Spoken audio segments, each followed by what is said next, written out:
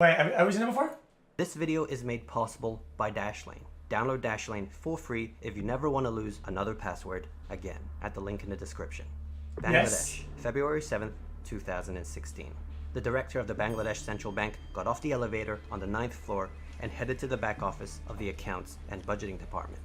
This was the most restricted part of the building. He was there to deal with a problem, one that had been plaguing the office the last few days. You see, the printer wasn't working. There is someone this was kind of a big deal. It was causing a real disruption. The automated printer, which was hooked up to the bank's software, was supposed to work round the clock, 24/7, printing out the bank's transaction reports in real time. Due to this technical glitch, however, the printer tray remained empty. Much of the day was spent trying to fix the issue, and after a great deal of effort, there was success. They were able to restart the printer. And so the backlog of transaction reports started rolling out, one by one. Now it soon became apparent that something wasn't quite right. There were more statements than expected. When they took a closer look, they found 35 suspicious payment orders for what were ridiculously large sums of money, having supposedly been transferred from the Bangladesh Bank's own account to various other accounts in other countries. Certainly, no one from their bank had authorized it, and the SWIFT security system in place was unbreachable. As the director sifted through the suspicious transfer requests, the true scale of the situation started dawning on him. The transfers totaled to almost $1 billion, an absurd amount, a significant chunk of the nation's reserves. Where were they going? Who was responsible? What the fuck? Panic ensued as the workers scrambled to stop the payments, but it was likely too late. The ill-timed printer malfunction from earlier had caused an unfortunate delay in their response. It seemed Bangladesh had just lost $1 billion. But how? This happened. No, we haven't seen this. We've seen a version of a small one that is South Korea shit. Not this one. Stop it. What the fuck is wrong with you guys? In February 2016, but what led to this moment actually started 9 months earlier. Philippines, May 2015. Over 3,000 kilometers away, a group of men entered the Jupiter Street branch of the RCBC Bank just outside Manila and opened 4 bank accounts with just $500 inside. The men then left, never to return, with their accounts left seemingly abandoned. Now, returning to Bangladesh, the country was becoming one of the fastest growing economies in the world. Their central bank sat in the financial district of the capital, Dhaka, a chaotic city with almost 20 million people. But that's crazy. Despite all this rapid growth, it was a nation that could ill afford to lose $1 billion. It's like, what the fuck? Central bank sat in the financial district of the capital, Dhaka, a chaotic city with almost 20 million people. But despite all this rapid growth, it was a nation. This is so scuffed. Dude, why is it like all scuffed like that? What the fuck happened? That could ill afford to lose $1 billion of taxpayers' money.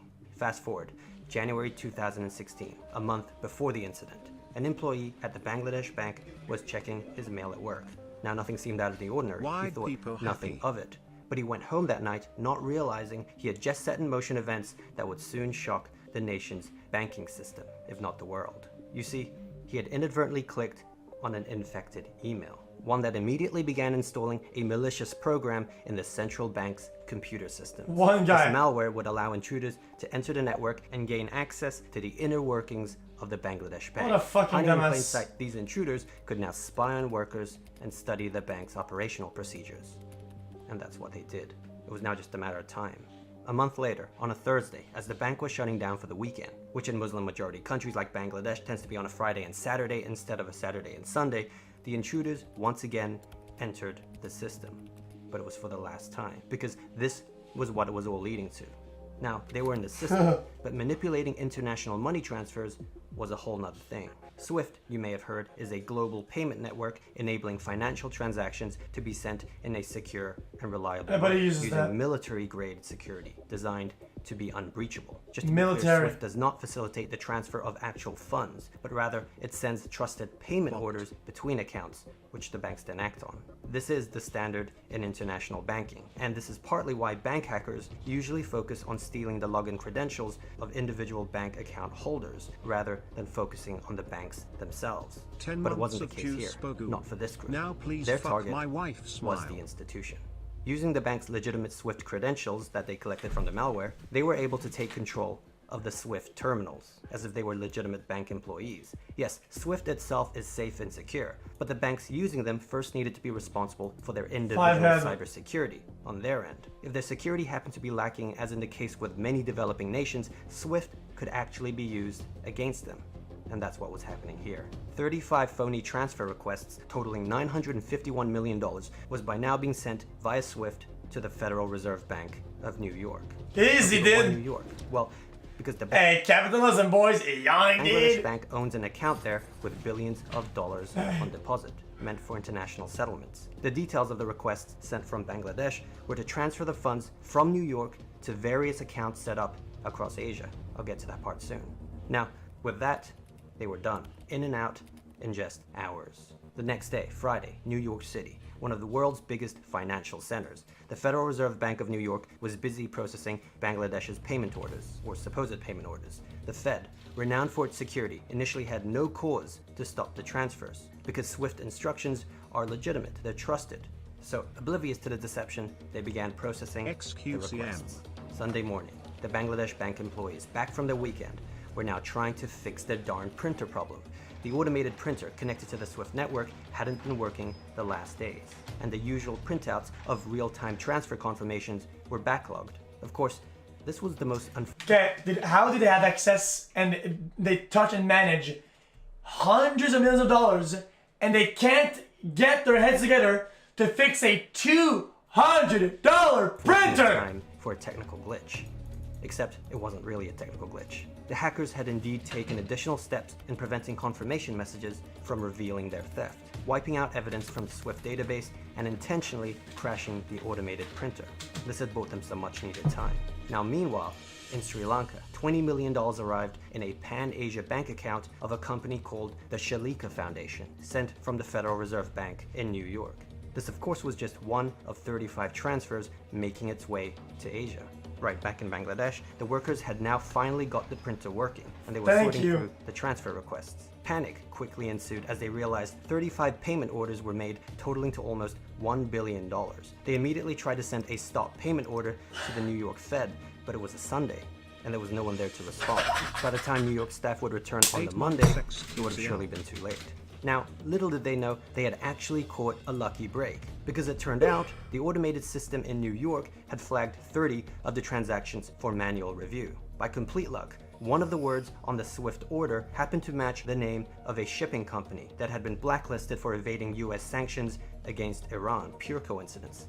This would prove devastating for the hackers, as $870 million worth of transfers were now blocked. Later, they noticed several red flags. The unusually high number of payment instructions, the large transfers to private entities rather than banks, and the ridiculously large total.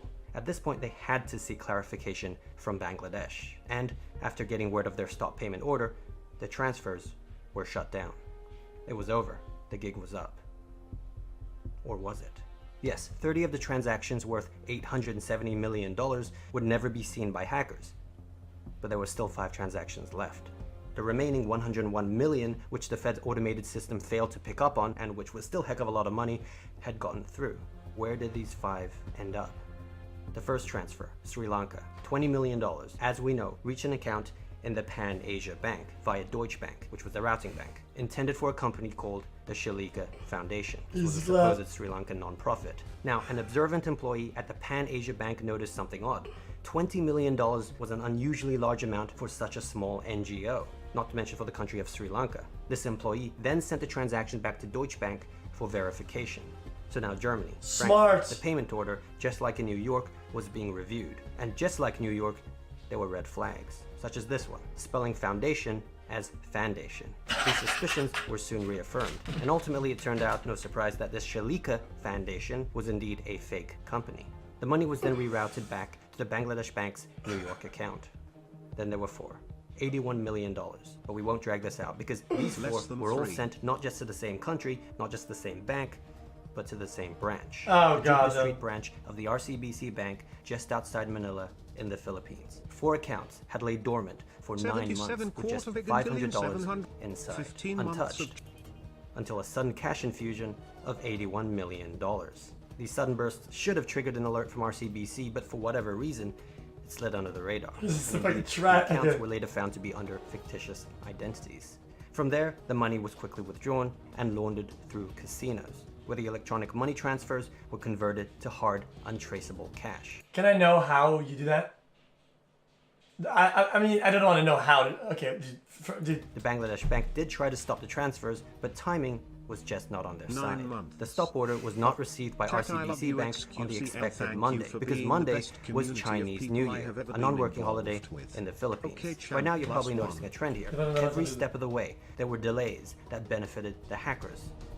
And this was by design. A remarkably well-timed attack. On Thursday evening, they entered the system at the start of the Bangladesh weekend, when the bank is closing. On Friday, the New York Fed tries to clarify the request with Bangladesh, but no one's there. On Sunday, Bangladesh staff return from the weekend but can't get through to New York as it's now the weekend in the US. On Monday, the Fed finally gets the orders to stop the transfers, but not the Philippines because it just so happened to be Chinese New Year there. And only on Tuesday, 5 days after the heist, did RCBC staff find out about the fraudulent transfers. But by then it was too late. Now, two Chinese men, Ding and Gao, were eventually found to be responsible for setting up the fake RCBC accounts in the Philippines. They turned out to be just middlemen, but they were still a crucial part of the operation, and investigators hoped questioning them would lead to the true culprits. Unfortunately, before the Bangladesh authorities were able to apprehend them, they left the country, boarding flights to Macau, a special administrative region of China, where it was then impossible to track them. And so with the remaining 4 transfers, the hackers were able to net $81 million. Not quite the original sum, but still enough by some metrics to be considered the single biggest bank heist in history. Now, despite the attackers' best efforts at removing evidence from the bank's systems, cybersecurity experts were still able to analyze the malware. What they found were similarities in the techniques and tools used between the Bangladesh bank heist and many other cyber attacks on financial institutions around the world, which means that this one particular group had very likely been responsible for a series of global attacks. This group was dubbed Lazarus. But there was more. As experts dug deeper, combing through the server logs of recent attacks, they found something even more unexpected. An IP address connecting Lazarus to a particular nation state. Oh, they have the internet over For a there? brief moment, they had failed to cover their tracks, and the logs had indicated that the attack servers they used had been accessed at least once from a North Korean IP address. There was also Korean language found embedded in the computer code. Now, it is important to note that it is possible that North Korea was framed, with the attackers leaving behind purportedly solid evidence in order to mislead investigators. But, according to the majority of cybersecurity experts, it is almost certain that North Korea was behind the attacks. Wait. And it wasn't just attacks on financial institutions. They were also revealed to be responsible for many cyber terrorism and cyber espionage campaigns against the South Korean government and various South Korean infrastructures. Then there's the Sony Pictures hack of 2014. One of the biggest corporate breaches in history. Lazarus had taken great exception to the plot of the film The Interview, where the North Korean leader Kim Jong-un was targeted for assassination by the CIA. Cinemas across the US were threatened with terrorist attacks if the film wasn't pulled. North Korea of course denied any responsibility, but it seemed fairly obvious that this group was actively targeting known enemies of the state. Now, as for Lazarus's banking exploit... They were mad at the movie? You can't be serious, right? Sorry, I'm gonna rewind a little bit. The Interview, where the North Korean leader Kim Jong-un was targeted for assassination by the CIA. Cinemas across the US were threatened with terrorist attacks if the film wasn't pulled. North Korea of course denied any responsibility, but it seemed fairly obvious that this group was actively targeting known enemies of the state. Triggered by pixels. Banking exploits like the Bangladesh incident, the attacks were just the start. They had to ensure the money would then get to the intended location. And the way they did that was to have the stolen funds move through places like Macau, which in particular is known to be North Korea's financial point of contact with the outside world. We know, thanks to the 2 Chinese middlemen, that that's exactly where the Bangladesh funds ended up. And from there, it wouldn't have been hard for the money to be wired directly to Pyongyang. Proceeds would then have likely gone towards advancing their nuclear program, funding the lifestyles of the elite, and propping up their economy. All this quite possibly representing a significant percentage of the country's current GDP. If this is all accurate, and North Korea is indeed behind these attacks, the international implications would be profound, especially with the recent developments, as this would be the first known case of a nation-state robbing banks. From there, perhaps anything is possible. They could hack political campaigns, weapons systems, civilian bank accounts, or even YouTube accounts who have made content they may find unfavorable. Oh, crap. Actually, That's okay, because I have Dashlane. Oh. Dashlane makes keeping track of all your dude. passwords. Sell out Andy, dude. Fuck off with that, dude. Kill me. Okay, you tell me a country, dude, that barely have the internet, that have like a super like backed up fucking system and shit and culture or whatever, are able to hack and shit. North Korea, right? It's not South Korea. Aren't they like backed up? Like they barely have food and shit.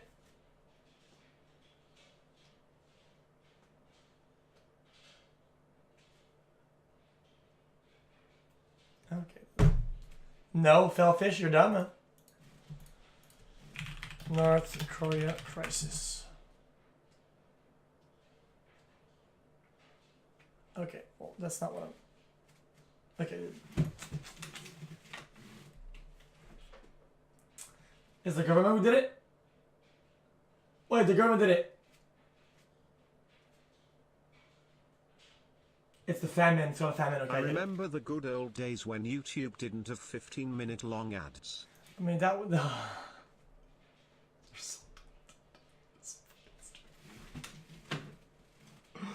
The video wasn't an ad. It wasn't it.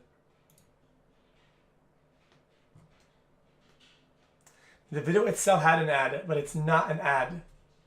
xQcl. That's a question mark from me, my dude. Mark Christian clap, Mark Christian clap. Dude, I'm just saying, like, I feel like North Korea isn't really advanced in, like, fucking, I don't know, production of crazy software and technological advancement and shit.